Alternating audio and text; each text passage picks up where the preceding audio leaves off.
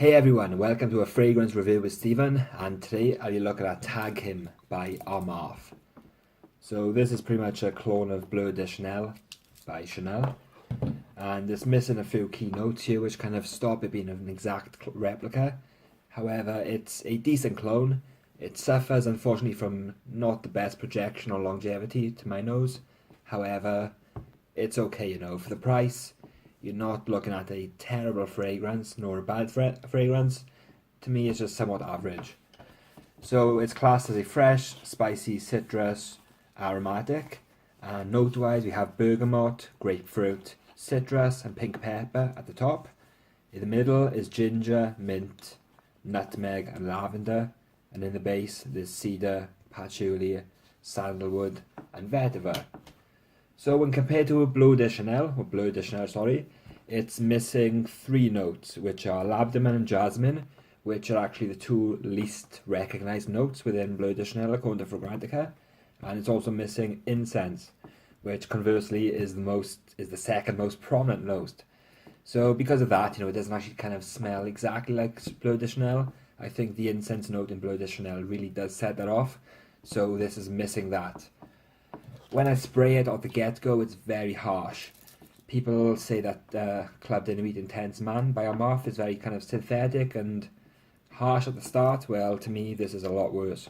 A lot worse, When you spray it, the grapefruit and kind of lemon is very, very strong. Sorry, not lemon, but citrus notes. They are very strong and it can be kind of a bit difficult to smell up close. It doesn't smell really alcoholic and give you that burnt smell, but the kind of synthetic nature is a bit meh, I don't know. Yeah, and also want to give a shout out to Fragrance Matt. He's been kind of giving me shout outs in his video, so much appreciated that. And I'm also drinking a beer that he's recommended called Hoegaarden, which is a Belgian beer. And yeah, it's really nice. I'm enjoying this. So thanks to Matt for his great reviews and the recommendation on the beer. So on to my stuff that I'm saying now.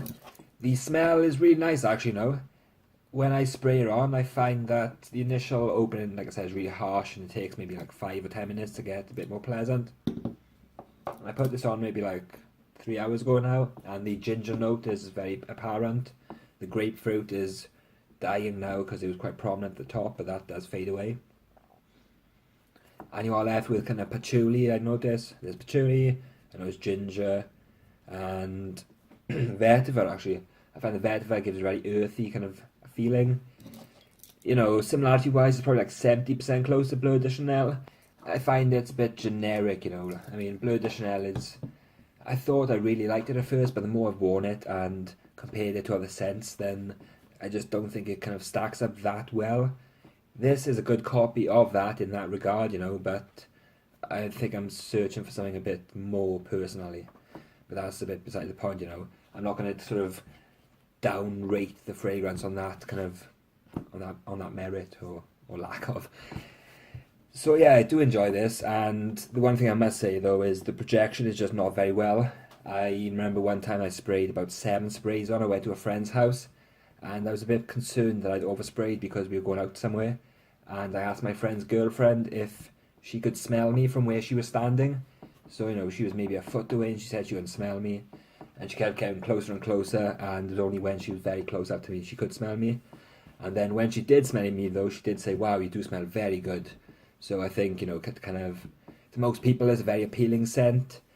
Me being a bit of a snobbery due to all my stupid fragrance obsession and getting into all these crazy smells, I'm searching for something a bit more kind of, what's the word, eclectic or something like that, But yeah, it's good for the masses. I say that as a kind of jab at myself more than something else, Right, so yeah, in terms of ratings, I'm going to give this smell-wise a 7 out of 10. Like, it's quite appealing, and I don't think it's a bad smell. It does go off differently to Bleu de Chanel. Sorry, I'm going to change that, a 6.5 out of 10 actually. The projection is not very strong, unfortunately, so I'm going to give that a 5. And in terms of longevity, you're looking at maybe 5 hours before it really becomes a skin scent, but during that time, you're not going to get that much projection. I have worn this, I am currently wearing this. I went shopping earlier and I kind of put like 3 or 4 sprays on me, and I'm getting a few wafts of the smell, but it's not very strong, and I don't think it's kind of creating a scent bubble of sorts.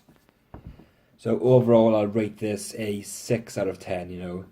For me personally, just because that's my personal rating, you know, with my bias against the fragrance and the sort of genericness of it. But, you know, you may find that it's much more appealing to you.